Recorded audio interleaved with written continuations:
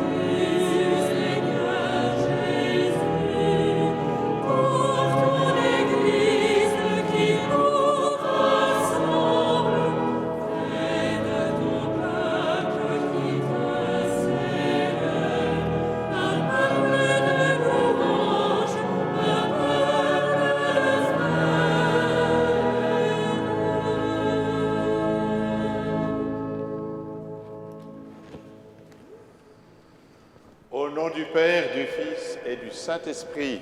Amen. La paix soit avec vous. Et avec. Frères et sœurs, il est bon que nous soyons rassemblés comme nous le faisons depuis 12 ans avec tous les évêques d'Île-de-France autour de notre archevêque, Monseigneur Aupetit, pour rendre grâce à Dieu du don si beau et si précieux de la vie, pour confier à sa miséricorde tous les blessés de la vie, pour nous laisser renouveler dans notre espérance et dans notre désir d'être vraiment des serviteurs de la vie.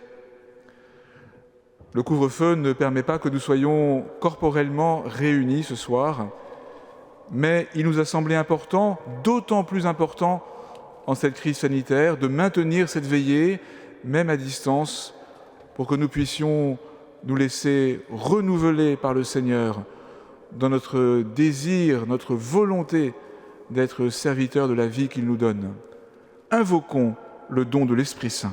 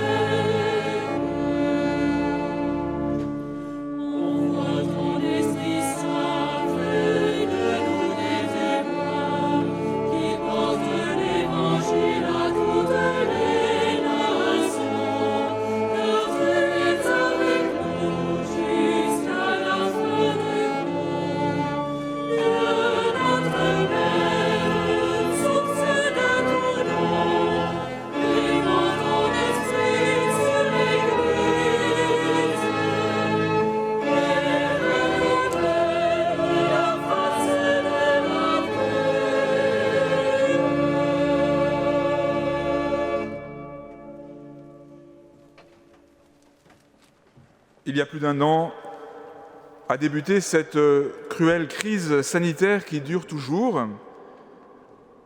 Elle a été, elle demeure source de bien des épreuves, mais aussi de beaucoup de fraternité créative. Il nous est bon d'entendre comme un témoignage de vie et d'espérance celui de Xavier et Aude et de leur association Over the Blues.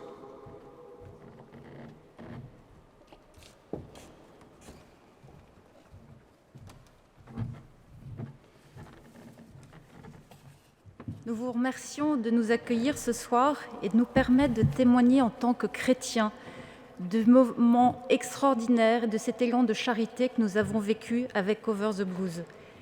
L'histoire d'Over the Blues trouve son inspiration dans le livre des Proverbes. La femme vaillante, qui peut donc la trouver?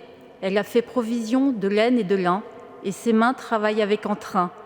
Sa main saisit la quenouille, ses doigts dirigent le fuseau, ses doigts s'ouvrent en faveur du pauvre, elle tend la main au malheureux.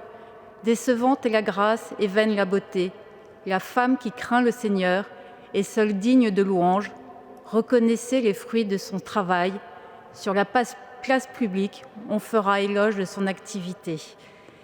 Nous étions tous unis pour aider nos soignants, confiants dans tous les signes que l'Esprit Saint nous a envoyés. Ils ont été infinis et nombreux. Et grâce à tout ça, grâce à 4000 bénévoles qui se sont mobilisés, nous avons réussi à offrir à nos soignants 42 000 surblouses, et ceci partout en France, avec très peu de moyens, c'est-à-dire 0 €. Alors, avant de comprendre comment l'Esprit Saint nous a aidés, un rapide passage de l'histoire d'Over the Blues. Fin mars, on est tous confinés, on est devant nos télés, on a peur, on ne connaît pas encore ce virus inconnu venant de Chine. Et à ce moment-là, on entend, comme vous tous, un cri d'alarme, notamment des soignants à Versailles qui nous disent on n'a pas de masque, bien sûr, mais surtout on n'a pas de surblouse. Alors le surblouse, c'est quelque chose que je ne connaissais pas personnellement, et ma femme qui est styliste se met en tête de dessiner une surblouse, taille unique, facile à faire, facile à coudre. Et donc nous voilà avec ce modèle. Et maintenant, il faut le fabriquer avec zéro moyen, zéro logistique, zéro tout. Et donc la bonne idée, c'est de récupérer des draps chez les uns, chez les autres, et on fait du recyclable. Donc on a une démarche solidaire, éco-responsable, qui est très chère à notre pape François. Et donc nous voilà partis avec une commande de 550 surblouses et 2 personnes au début, Aude de Montilly et Aude de Île de Ruffray. Et rapidement, il y a les réseaux sociaux, il faut que ça serve un peu. On lance un petit cri d'alarme et il y a toute une chaîne qui se crée. Et en l'espace de quelques semaines, jours, on a 210 villes en France qui ouvrent des antennes et 4000 bénévoles qui cousent pour les soignants et qui offrent des véritables cadeaux. Et ce qui est extraordinaire, au-delà de la joie qu'on donne, c'est aussi on fédère notamment des pouvoirs publics. Il y a des entreprises qui nous aident à créer des sites internet. Il y a la gendarmerie nationale qui nous sert de porteur. Ça tombe bien, ils pouvaient circuler eux librement. Et cette chaîne solidaire, à travers toute la France, elle se vit, elle se voit. Et aujourd'hui, c'est vrai qu'on a une vocation au-delà des surblouses, parce que maintenant l'État a repris le relais, c'est de répondre déjà aux prochaines vagues épidémiques avec un savoir-faire, de pérenniser ce mouvement éco-responsable, et notamment on forme des personnes aussi aux coutures, des personnes en situation de handicap, et on fait travailler des ESAT qui maintenant font fabriquer ces surblouses. Et puis on œuvre aussi pour le maintien des personnes âgées à domicile. Et à travers toute cette histoire, en fait, on a voulu ensuite vous donner quelques points et pour comprendre comment l'Évangile nous avait inspirés. Alors c'est vrai, ce qu'il faut retenir de cette formidable chaîne de solidarité se trouve dans la joie de l'Évangile. D'abord, la joie de répondre oui, un grand oui, comme Marie l'a fait, et puis le Seigneur a fait le reste. Oui, par exemple, quand on demandait à des bénévoles de prendre le relais pour une antenne, ils disaient oui, tout était oui. Ça c'est juste incroyable. On a aussi beaucoup parlé de la parabole des talents. Alors il faut imaginer des milliers de volontaires qui arrivent, on ne les connaît pas, et comment savoir qui fait quoi, hormis le fait que je sais faire ci, je sais faire ça. En fait, on ne sait pas. Et combien de fois je me suis dit, mais Seigneur, qu'est-ce que je peux lui faire faire parce que je ne le connais pas. Et je vous assure, une prière et tout de suite le Seigneur me dit, tu l'appelleras pour telle mission, et c'est incroyable ce qui s'est passé. Je vois aussi, bien évidemment, dans la prière. En fait, il faut savoir que tous les soirs, je pense partout en France, il y avait des chapelets organisés, et à la cathédrale Saint-Louis à Versailles, d'où le mouvement est parti, tous les soirs à 18h, il y avait un chapelet. Et on récitait le chapelet, et la volonté était faite. On demandait, on recevait. Ce qui nous a aussi beaucoup marqué, c'est un point que vous connaissez, c'est servir, c'est régner. Et en fait, effectivement, plus on servait, plus on fédérait, plus on rendait heureux et plus on rendait service avec les soignants. Et c'est vrai que cette entraide, ces rencontres qu'on a fait ont été quelque chose pour nous absolument fabuleux. Et on essaye de faire tourner et de continuer cet accueil. Alors, le petit clin d'œil que nous a envoyé le Christ, c'est que le jour de notre mariage, c'est-à-dire il n'y a pas si longtemps, 25 ans, le jour de notre mariage, en fait, le thème de notre mariage, c'était l'accueil. Et donc, on s'est retrouvés, ma femme et moi, dans ce projet-là, avec l'accueil en ligne de mire. Alors, c'était bien sûr l'accueil des bénévoles qui nous proposaient sans arrêt leurs aides, l'accueil des mécènes qui nous ont aidés, mais c'était aussi l'accueil des demandes des soignants. Et en fait, ce qui a été extraordinaire dans ce que nous avons vécu, c'était la joie qu'avaient les soignants de recevoir ces blouses qui étaient faites avec le cœur de chacun des bénévoles. Il y avait toujours une attention délicate, gentille, un mot, une prière, un dessin.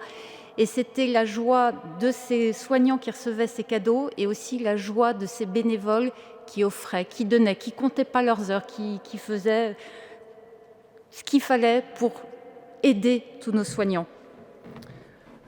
Alors, vous l'avez compris, ce n'est pas parti de l'Église, mais l'Église a été omniprésente. On a cité beaucoup d'exemples. Elle a aussi été présente matériellement. Il est vrai qu'on remercie jamais assez les curés qui ont relayé dans toute la France les appels pour aider les soignants, qui ont mis à disposition notamment des salles paroissiales qui étaient vides à ce moment-là. Et on dit souvent qu'il y a eu la multiplication des pains. Là, je peux vous dire que, notamment grâce au concours de tous et notamment de l'Église, il y a eu vraiment une multiplication des surblouses. On est parti avec rien, on a fini par livrer 42 000 surblouses à nos soignants partout en France. Alors c'est vrai que nos prêtres ont été réels, enfin ont été présents et réels. Et puis je vais vous laisser donner une petite anecdote. Notre jeune vicaire qui venait d'arriver à la cathédrale se trouve un peu forcément désœuvré du fait de ce confinement. Et puis l'antenne s'était mise dans la salle paroissiale qui était mise à notre disposition. Tous les jours, il venait parler avec les gens, les femmes qui tenaient la permanence. Il s'est même mis à la couture. Voilà, il s'est trouvé une vocation nouvelle, mais ils ont été tout le temps avec nous. Il y avait les Marthes, il y avait les Maries. Les Marthes, c'est celles qui œuvraient, on était nombreux, et puis il y avait Marie qui priait, qui nous aidait, qui apportait des mots délicats, qui était tout le temps omniprésent. Il a même eu une machine à coudre d'ailleurs pour ses 30 ans. Et le dernier point en fait qu'on voulait évoquer, c'était la partie la transmission. Aujourd'hui, on a transmis tout un savoir-faire à des ESAT, à des entreprises adaptées. Et c'est vrai qu'on fait travailler des personnes en situation de handicap. Et c'est juste un pur bonheur d'aller les voir. Elles travaillent différemment, elles travaillent plus lentement. Ça demande une énergie incroyable. Mais quand on voit leur regard et ce qui nous traduisent dans les yeux, je vais vous dire que c'est un vrai sentiment de fierté. Je crois qu'en conclusion, on peut dire que l'espérance, la foi et la charité sont vraiment au cœur de cette formidable aventure.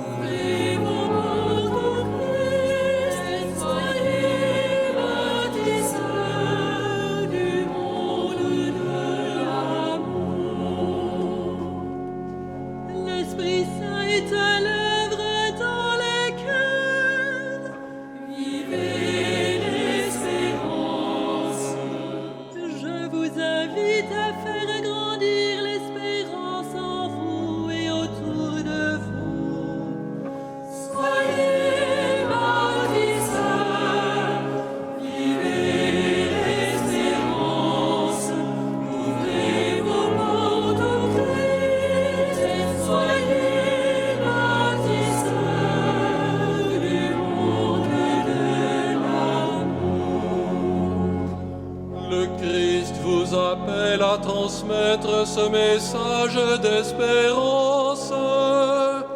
Vivez l'espérance.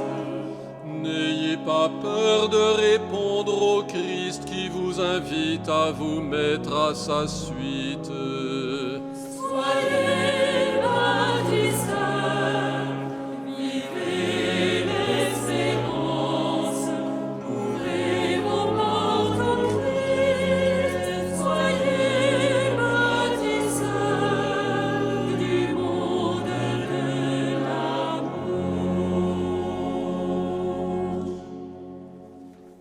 Après la multiplication des 42 000 blues, nous allons entendre le témoignage de Magata Yatasaye, qui est arrivée en région parisienne depuis le Mali en passant par le Maroc, qui, dans sa trajectoire d'études, a aussi eu à accueillir un petit enfant qui est né au cours du premier confinement.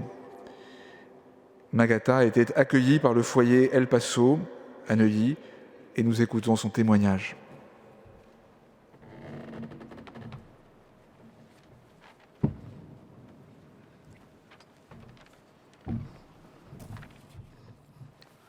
Bonsoir à tous. C'est avec un grand plaisir que je vous fais part de mon témoignage aujourd'hui. Je suis Magata, une jeune maman étudiante d'origine d'étrangère arrivée en France en 2017. Issue d'une famille très conservatrice et attachée aux traditions, nos parents nous ont élevés dans ces cadres. Au Mali, l'école pour les jeunes filles n'est pas une priorité. Elles sont souvent destinées à se marier très tôt. Dès mon jeune âge, je pressentais que l'école sera la voie qui mènera à ma réussite. Pour réaliser ces projets, ma mère m'accompagne, me soutient jusqu'à obtenir mon baccalauréat au Mali. Après l'obtention de ces diplômes, j'ai bénéficié d'une bourse d'études octroyée par l'État malien au Maroc pour suivre une formation de 10 ans, DUT, en génie mécanique et productique. Après l'obtention de ce diplôme, j'envisage de poursuivre mes études en France. Arrivée en France, je continue une licence en sciences de l'ingénieur que j'obtiens en 2019 à l'Université de Nanterre. En première année de master, je tombe enceinte. Et cette période fut très dure. Problème de logement, problème d'expulsion. Par la suite, j'ai été orientée par l'assistance sociale de Crous au foyer El Paso. Cet endroit fut pour moi un vrai lieu de soulagement. Des ateliers d'animation, des préparations à la naissance, une aide très psychologique et l'épaulement des sœurs bienveillantes à Neuilly. Et cela m'a permis de bien vivre ma grossesse et d'être dans les bonnes conditions. Par la suite, j'ai accouché le 12 avril 2020, ce qui fait que mon fils, il a 1 an aujourd'hui, il fête son anniversaire en plein confinement. Et c'est cette période d'accouchement qui coïncide avec la pandémie. J'ai dû accoucher sans l'aide, sans l'accompagnement personnel d'une famille et j'ai été seule avec le personnel soignant. Et depuis 2 semaines, j'ai accédé à mon propre logement. J'ai repris mes études en distanciel en octobre 2020. Ma plus grande satisfaction est de voir grandir mon fils afin qu'il s'épanouisse et je veux me battre pour réussir ma formation, avoir un métier et être aussi une maman exemplaire. Mes remerciements vont envers mes amis qui m'ont soutenue et plus particulièrement à tous les personnels de foyer El Paso qui m'ont accompagnée, épaulée pendant ces temps de grossesse si particuliers. Merci à Monseigneur Rougeau qui me permet de vous donner mon témoignage. Merci à tous de m'avoir écouté.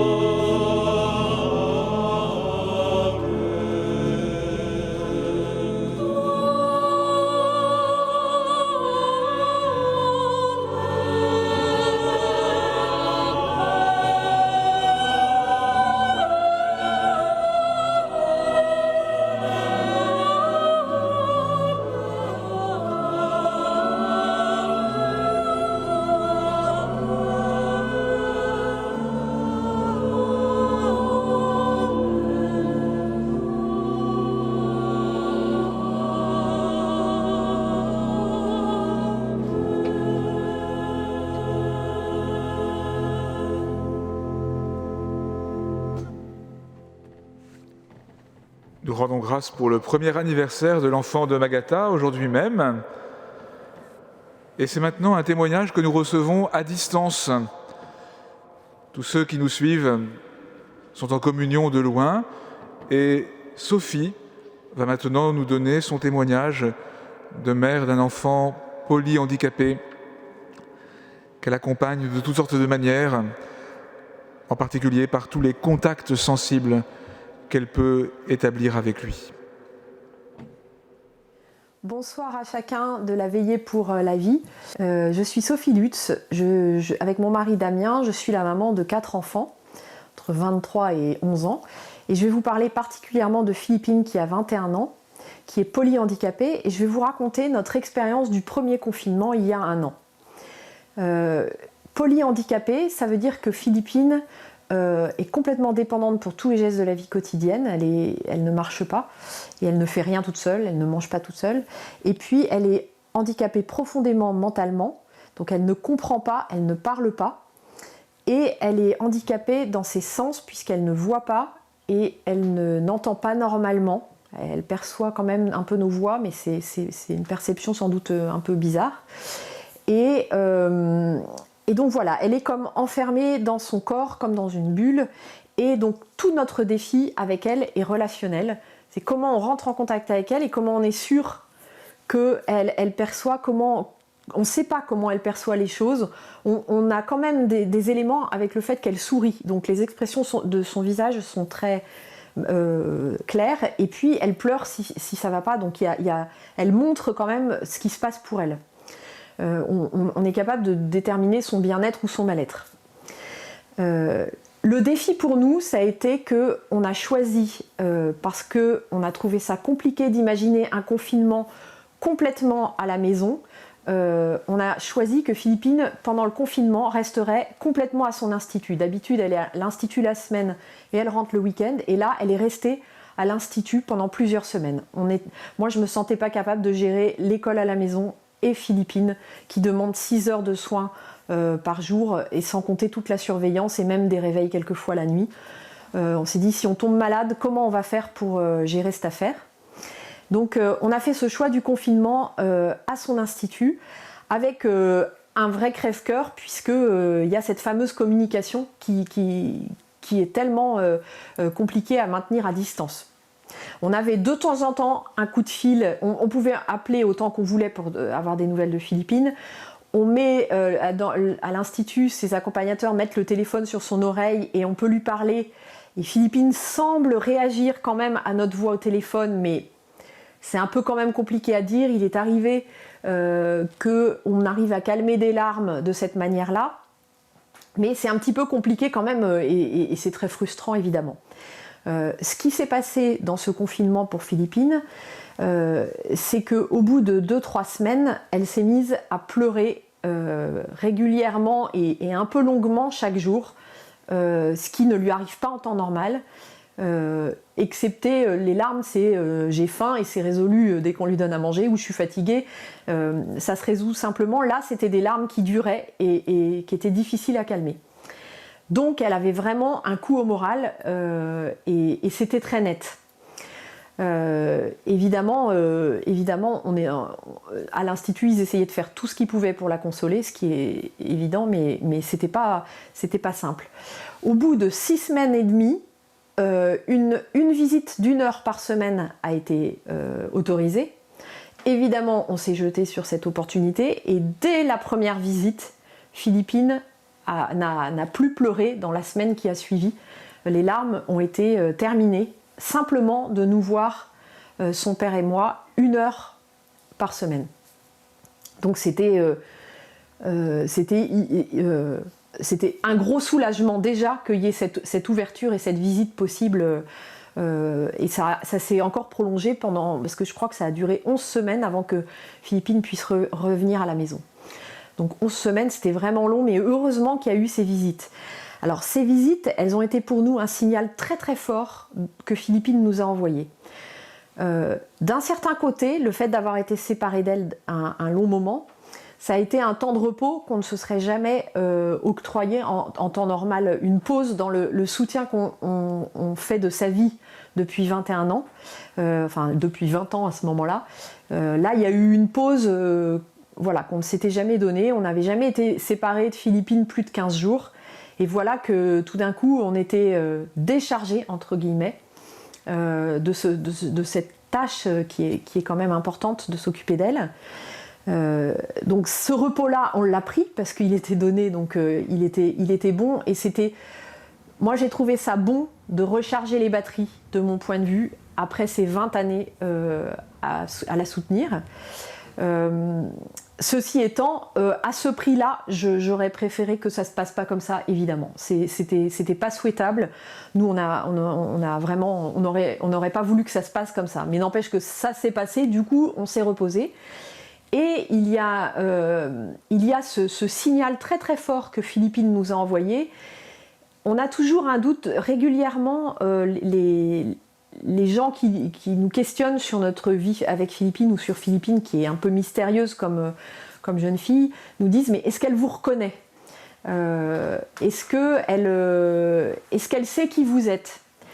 Et nous, en tant que parents ou proches, on a ce sentiment que oui, elle sait, parce qu'on a je ne sais pas comment vous dire, c'est un feeling, on voit qu'elle nous sourit à nous, qu'elle sourit quand nous on la touche, et pas forcément quand c'est des gens qu'elle ne connaît pas. Donc on a quand même l'impression, mais il reste toujours ce petit doute de dire mais c'est peut-être une impression, c'est peut-être moi en tant que maman qui me rassure, c'est peut-être une histoire que je me raconte. Voilà, il y a tous ces petits doutes qui viennent. Et là tout d'un coup, c'est comme si Philippine avait pris la parole sans dire un mot pour dire papa, maman, les frères, c'est vous que je veux voir et pas simplement les gens de l'Institut. C'est pas simplement, j'ai pas simplement besoin qu'on s'occupe de moi très bien, j'ai besoin de vous, ma famille, et ma famille, vous êtes important pour moi. Et ça, c'est un signal énorme qu'on reçoit très très peu de sa part et que le confinement a permis. Ça a eu un effet de satisfaction évidemment affective énorme, mais ça a eu pour moi aussi personnellement un effet de remotivation, c'est-à-dire que pour accompagner une personne extrêmement handicapée comme Philippine, il faut beaucoup d'énergie, il faut donner beaucoup de sens à ce qu'on fait, il faut vraiment savoir où on va, il faut vraiment se donner le sens de ce qu'on fait. Il faut tout le temps se redire que la dignité de Philippine, elle a besoin d'être servie, elle a besoin de nous, etc. On a vraiment besoin d'être soutenu dans notre boulot de parents et dans notre ligne de conduite de parents, qui est depuis le début d'accompagner cette vie très très fragile de notre mieux. Ça faisait 20 ans, là j'ai l'impression que j'ai re-signé, je suis repartie, c'est comme si ça m'avait redonné le moteur pour 20 ans, pour 30 ans, on ne sait pas quelle est son espérance de vie, mais en tout cas, pour moi, ce signal fort qu'elle a su dire, même si c'était dans la tristesse et dans la douleur, et ben pour moi, c'est ce lien qui est comme confirmé par ses larmes, nous permet de repartir dans la vie avec elle et de repartir avec la certitude que ce qu'on fait a du sens, est important pour elle.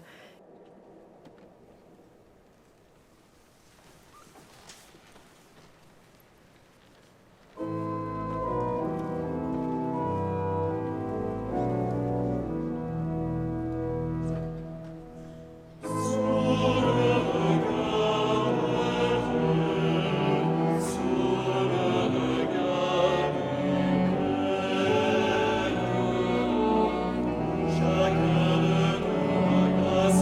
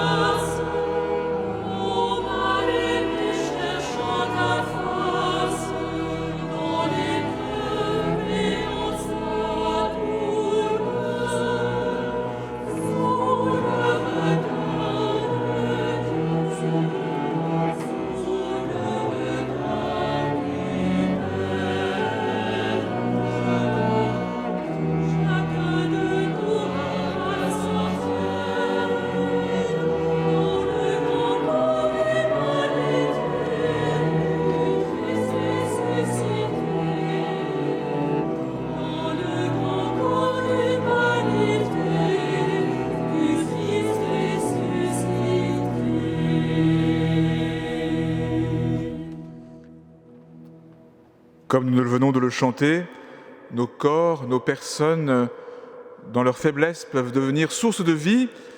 C'est ce que Philippine a manifesté durant le confinement. Nous savons que ce confinement, il est source de beaucoup de découragement, voire de désespoir pour de nombreux étudiants. Mais parmi eux, certains, comme Béatrice et Claudia, ne prennent pas leur parti du découragement ou du désespoir.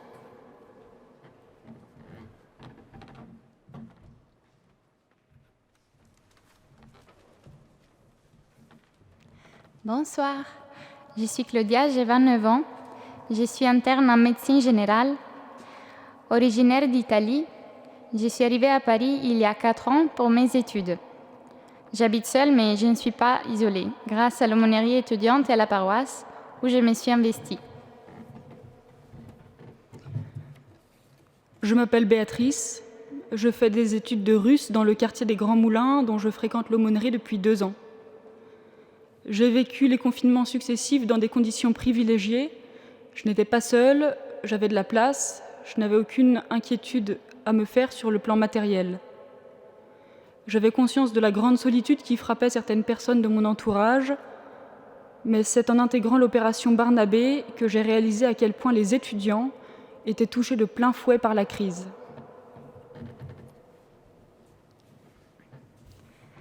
L'opération Barnabé a commencé mi-avril 2020, quand notre aumônier m'a proposé d'aller rendre visite aux étudiants seuls dans la résidence.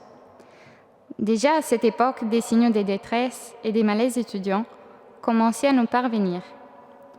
On a commencé à aller tous les 15 jours dans différentes résidences. Les principes étaient simples et n'ont pas changé. Il s'agit d'entrer en relation avec les uns et les autres, de créer un lien de fraternité avec les personnes, de prendre des nouvelles de chacun. On toque aux portes et on prend le temps de discuter avec ceux qui nous ouvrent. On demande surtout comment ça va sur le plan du moral et s'ils ont besoin des courses, des petites aides matérielles. Puis, au gré de la conversation, et si l'Esprit Saint nous y pousse, il nous est arrivé de parler de Dieu et de son amour pour chacun d'entre nous. C'est comme ça que je me suis rendu compte de la difficulté à laquelle faisaient face, dans le silence, beaucoup de jeunes comme moi. La pauvreté matérielle, mais surtout relationnelle. Dès les premières semaines, 2 rencontres m'ont particulièrement marquée. La première concerne une étudiante chinoise de 21 ans. Elle est arrivée de Chine quelques semaines avant que les confinements commencent en France. Elle s'est donc retrouvée loin de sa famille, de ses repères, de ceux qu'elle connaissait, au milieu d'une ville devenue désertique, sans possibilité de rencontrer qui que ce soit, à raison de l'absence des cours. Cela faisait 1 mois qu'elle n'avait parlé avec personne en direct, seulement des appels avec sa famille. En nous ouvrant sa porte, elle voyait des visages humains pour la première fois depuis longtemps. Elle était émue aux larmes pendant que nous discutions avec elle sur les pas de la porte. Ce fut une magnifique rencontre.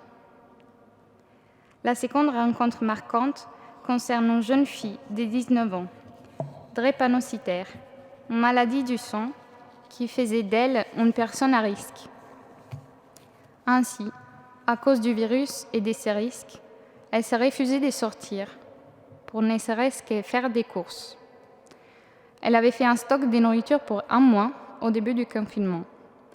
Notre venue coïncidait avec la fin de ses réserves et tout naturellement, puisqu'elle ne se voyait pas sortir, nous l'avons dépannée en faisant des courses pour elle.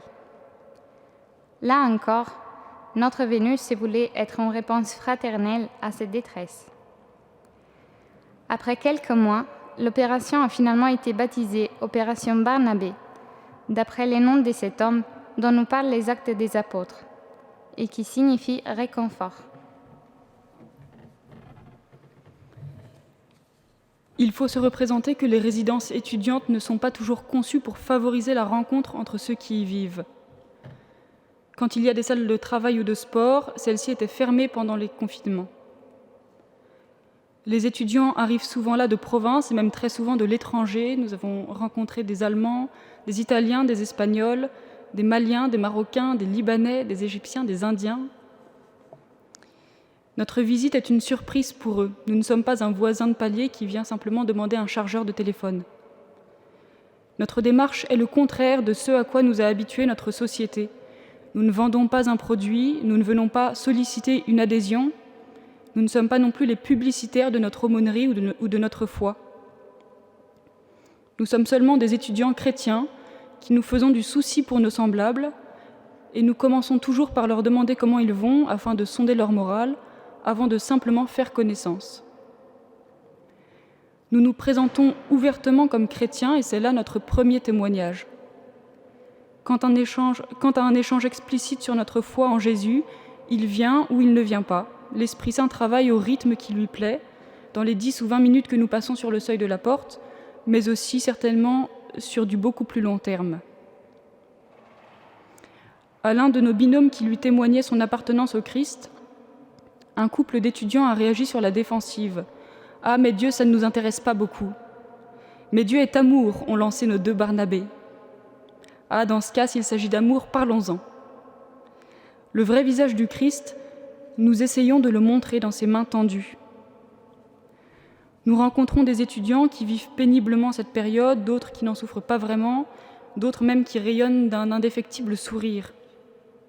Heureusement, rares sont ceux qui sont matériellement au bout du rouleau. Ce qui pèse le plus, c'est de ne plus sortir, de ne plus voir de monde, d'avoir dû renoncer à retrouver quotidiennement des camarades de classe ou d'amphi pour passer ses journées entourés. On comprend au cours de nos rencontres que véritablement Dieu ne nous a pas fait pour être seuls, que la solitude a bien souvent des aspects mortifères. Tous sont heureux de parler et sont touchés par notre démarche. Je me souviens d'une jeune fille originaire de Mongolie qui nous a accueillis dans sa chambre. Elle nous a assuré en souriant que tout se passait bien pour elle, et puis au fil de la discussion, nous apprenons qu'elle ne voit à peu près personne. Son ballon de basket est posé sur une étagère et n'a pas bougé depuis des semaines. Et ce n'est pas trop difficile, demande l'un d'entre nous. Si, finit-elle par avouer, à présent que la glace est brisée. Nous lançons des propositions, nous les invitons à profiter de notre local d'aumônerie, nous échangeons nos numéros. Le contact se maintient ou non, certains donnent suite à ces propositions, d'autres disparaissent complètement du paysage. À la grâce de Dieu.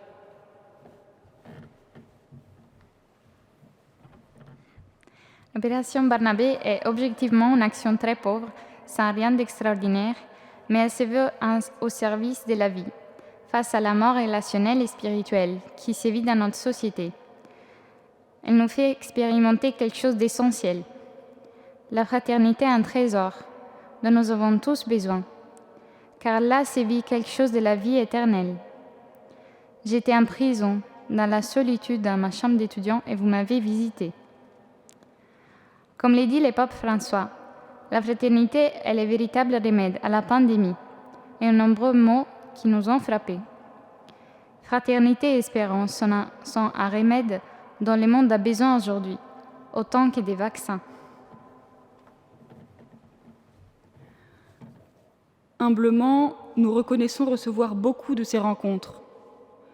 Nous pouvons attester que c'est en se donnant que l'on reçoit et que cette expérience nous vivifie et nous réjouit. La vie nous apparaît plus complexe dans un mystère plus vaste, avec sa joie, sa force, sa créativité, avec sa fécondité, mais aussi avec ses fragilités et ses blessures. Cela nous invite à avoir un cœur compatissant. Une autre source d'émerveillement, c'est de voir ces autres jeunes s'investir à leur tour pour vivre cette expérience du don auprès des plus pauvres, par exemple en rejoignant des maraudes. En ces jours de Pâques où la vie triomphe de toute mort, nous reconnaissons que le réconfort que nous apportons dans l'opération Barnabé nous vient de Dieu et que nous en sommes les serviteurs. Béni soit Dieu, le Père de notre Seigneur Jésus-Christ, le Père plein de tendresse, le Dieu de qui vient tout réconfort. Dans toutes nos détresses, il nous réconforte. Ainsi, nous pouvons réconforter tous ceux qui sont dans la détresse, grâce au réconfort que nous recevons nous-mêmes de Dieu.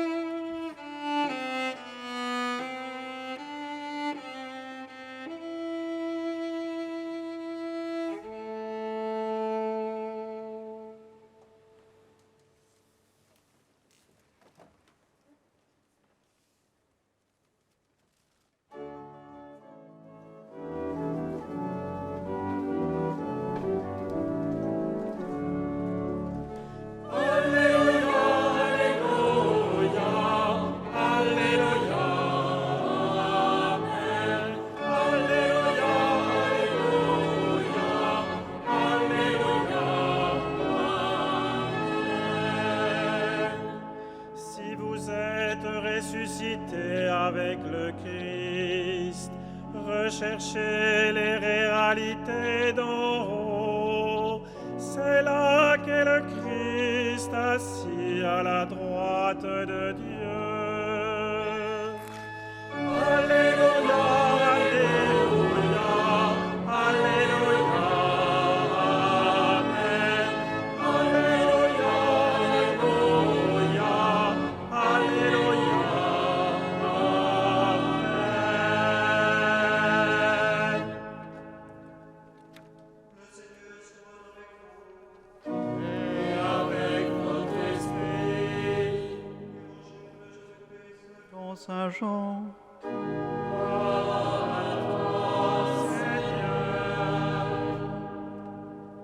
Il y avait un homme, un pharisien nommé Nicodème. C'était un notable parmi les Juifs.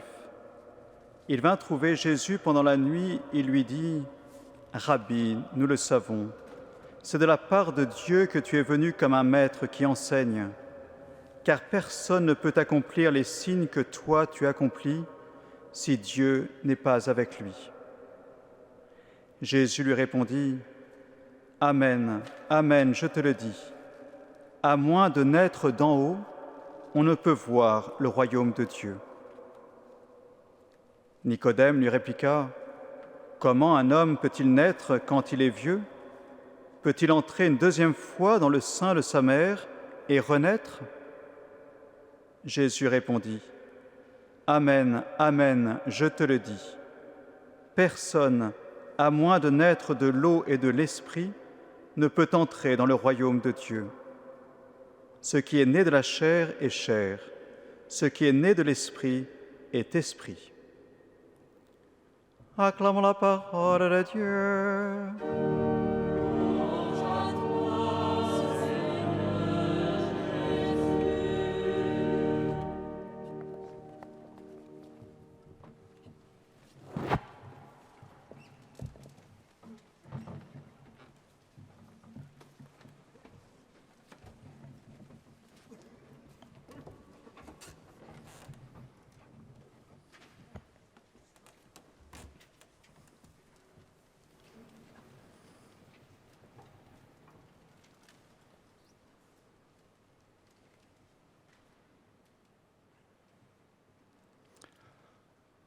Voilà un dialogue étonnant entre Nicodème, c'est ce notable savant, sans doute versé dans les Écritures, et Jésus, cette conversation nocturne. Nicodème parle de renaître, c'est-à-dire de naître une deuxième fois.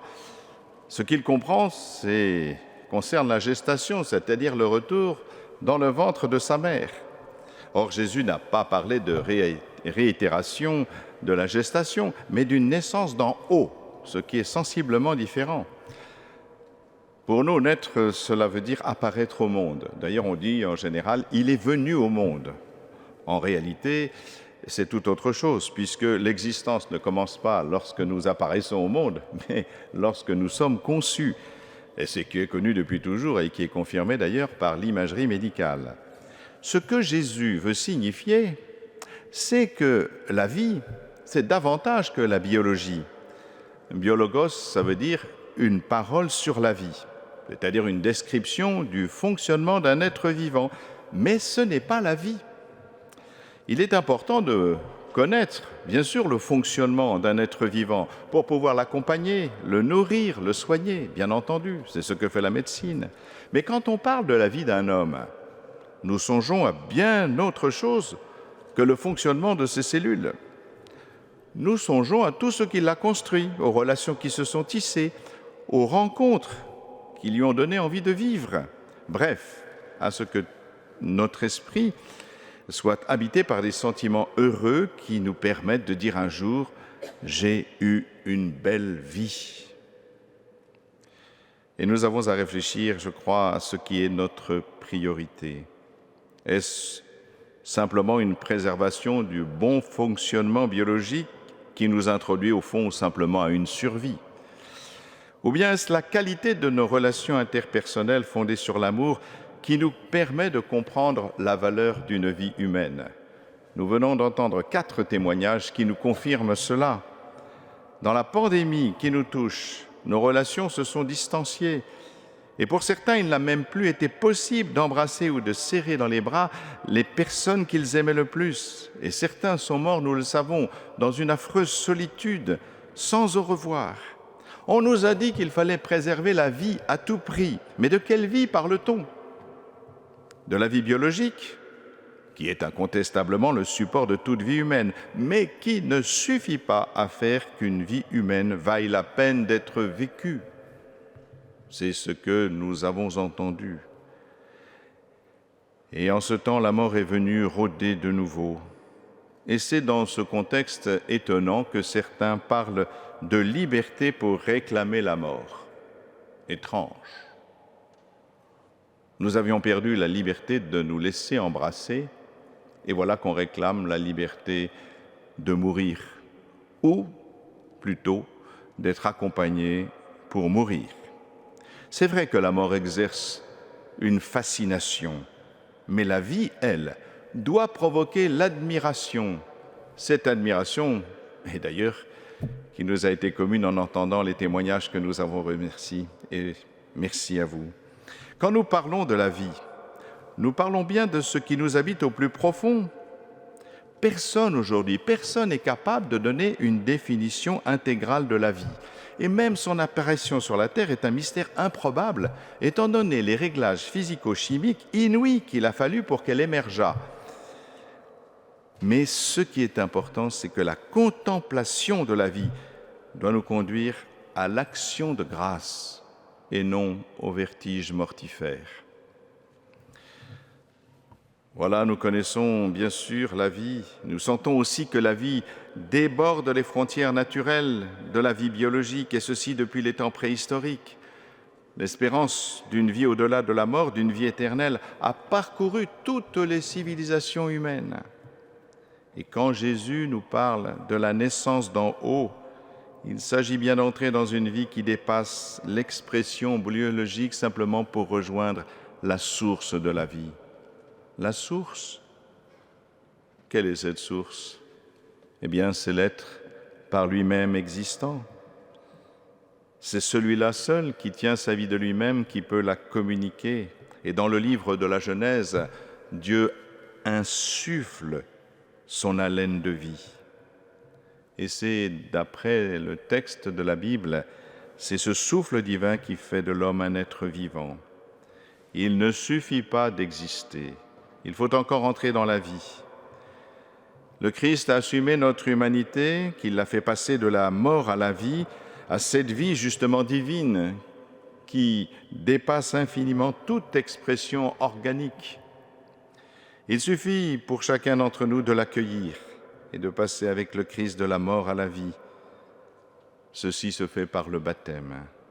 Nous avons eu la joie hier d'accueillir les néophytes pour le dimanche in albis, et on voit bien justement ce que cela veut dire en nous rappelant la phrase de saint Paul aux Romains.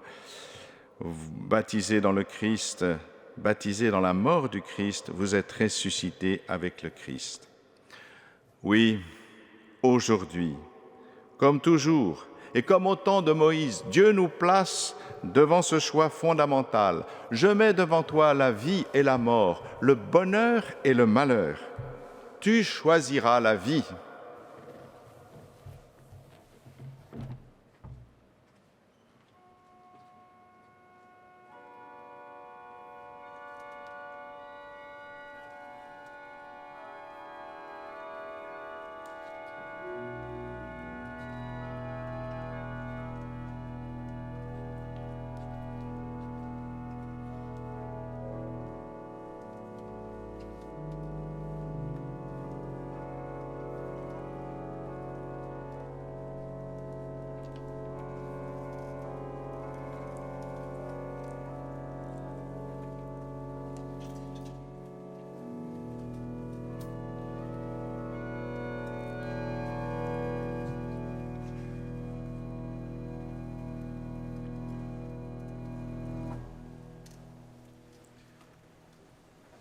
Les intentions de prière que beaucoup d'entre vous ont envoyées ont été déposées auprès de l'autel.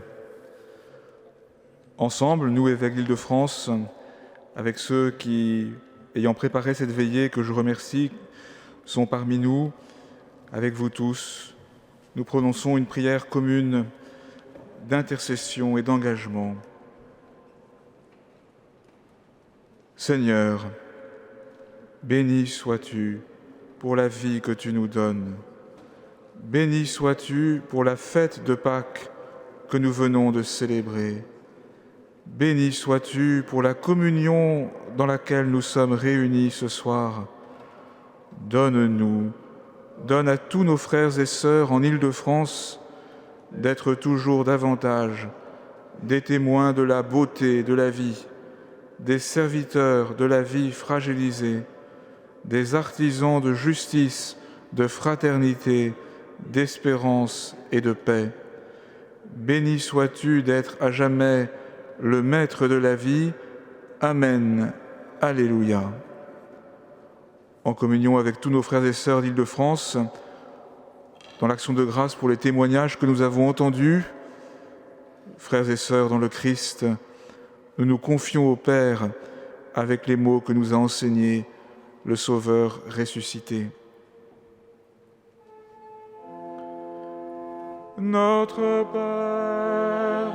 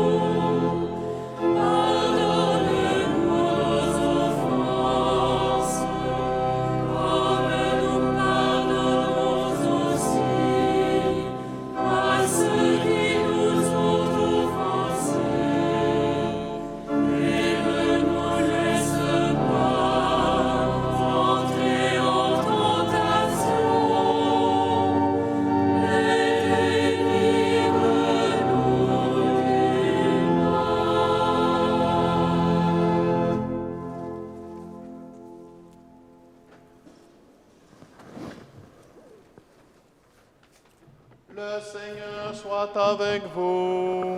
Et avec votre esprit. Dieu Tout-Puissant vous bénisse, le Père, le Fils et le Saint-Esprit.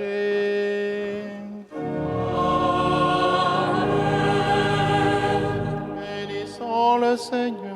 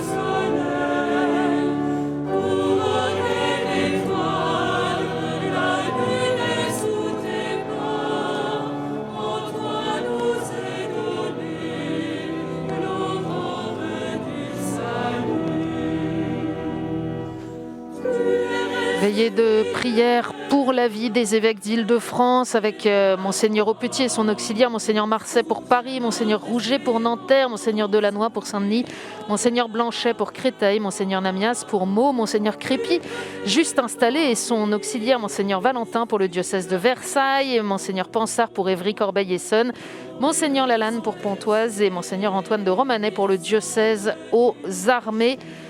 Voilà, veillée de prière pour la vie et dans l'espérance. Merci à tous ceux qui nous ont permis de la vivre en direct de l'église Saint-Sulpice ce soir. Très belle soirée à toutes et à tous. À bientôt.